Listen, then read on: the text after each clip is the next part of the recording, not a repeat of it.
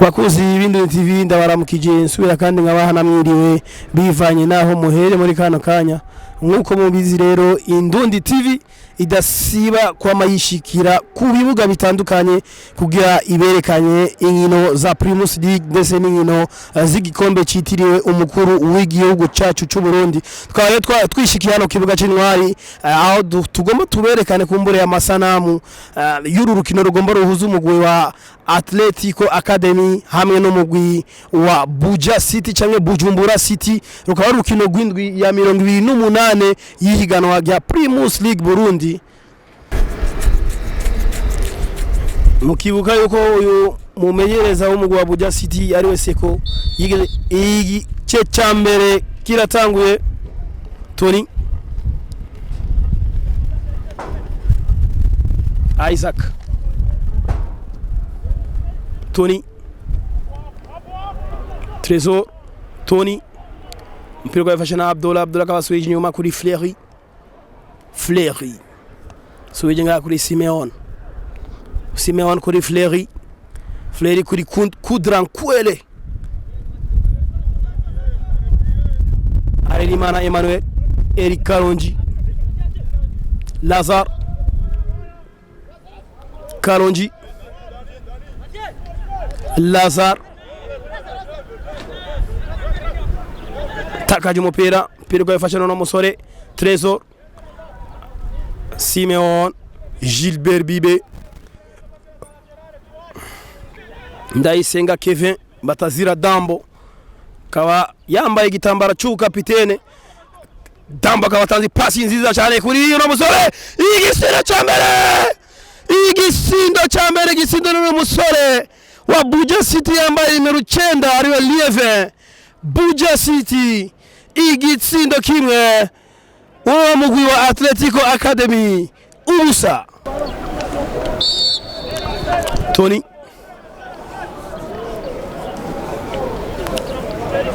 Fleury Iber Issa Tony Sudi Isaac Fleury Lazar Abdul Issa Iber anaitia kwa Ndikumana Dani mchezaji mdogo lakini machachari. Dani anapoteza mpira. Lazar anaitia kwa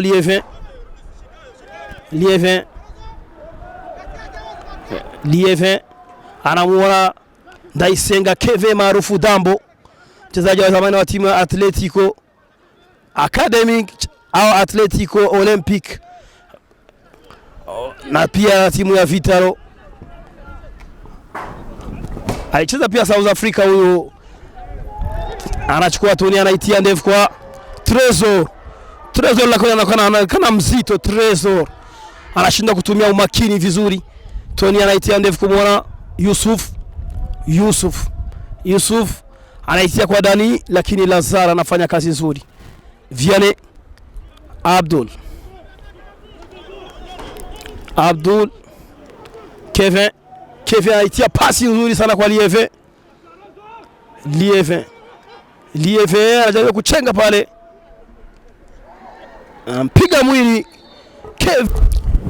Isaac anaitia kwa Sudi anaitia cross pale lakini Fanalek mchezaji anashinda kutumia umakini wake. Anaitia ndefu kumwona Kevin Dambo anachukua Gilbert Bibe anapiga shuti pale lakini juu ya lango la goalkeeper. Gilbert Bibe Abdul akimwona Rerimana Emmanuel anaipiga kwa Lazar anaupoteza mpira. Issa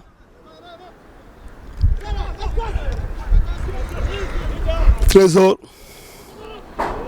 Tony Isaac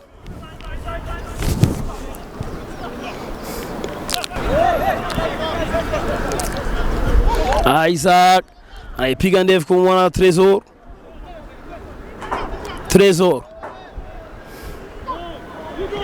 Trezor lakini anapoteza mpira Lazar.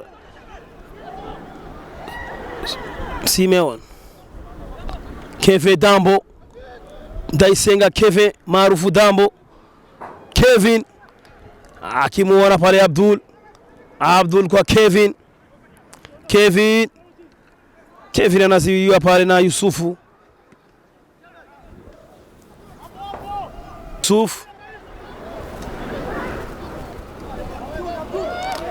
Moussa Patient Issa Iber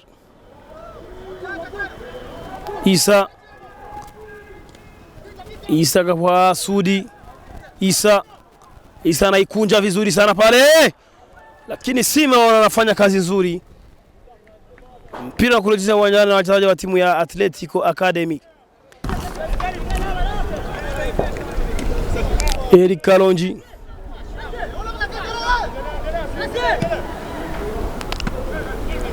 Teaga pasi zikitaka nziza cyane hajya ariko Salim tanzi pasi kuri Dani Ndikumana Dani kuri Trezor kuri Dani taye hanze kinya kiri muto ariko yakoresha ubwenge bwinshi yari mu kibuga. Igice ca mbere kirangiye umugwi wa Buja City uri kwisonga igisindo kimwe ku busa bw'umugwi wa Athletico Academy. Igice ca kabiri kiyo kirawuzuye umugwi wa kiratanguye. Kibuka yuko igice ca mbere cyarangiye umugwi wa Buja City uri kwisonga y'igisindo kimwe ku busa bw'umugwi wa Athletico Academy. Vianney Jean-Marie Vianney subeje nga kuri Abdul kuri Lazar kuri Simeon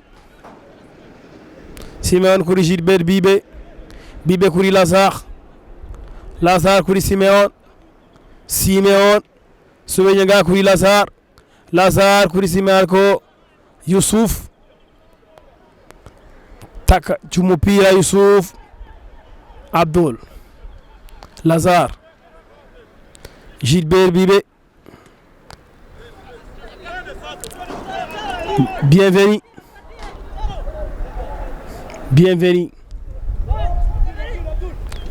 bienvenue kuri Shaban Suri Tony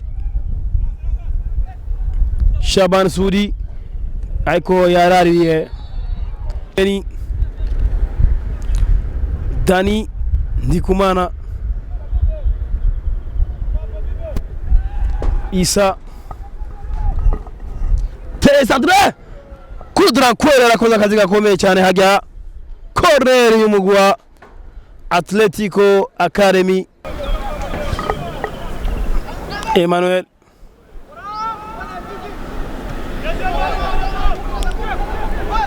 Lazar Abdul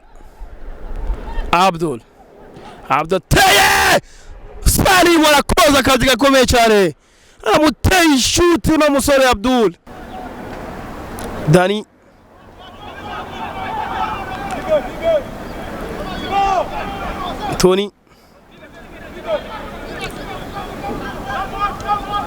Tony ate centre kudra kwere samye neza cyane. Lazar Abdul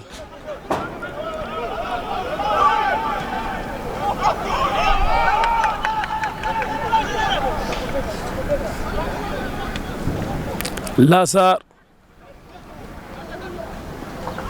Teaga Shaban Surite Trezor kazi gakomeye cyane no musore Dani Ndikumana Dani akaba centre ariko Gilbert Bibe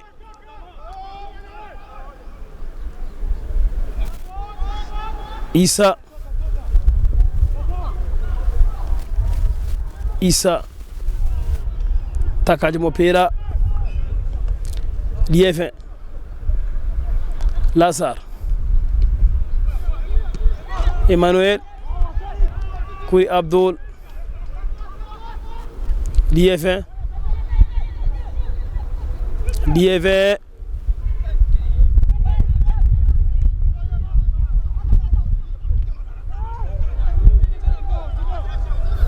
Simeon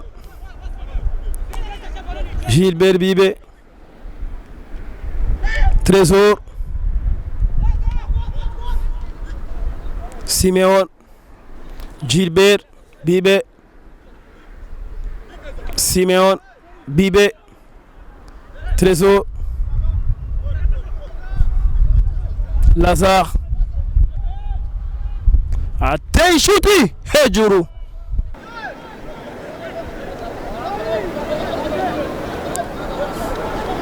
Sorege nyaruka bienvenue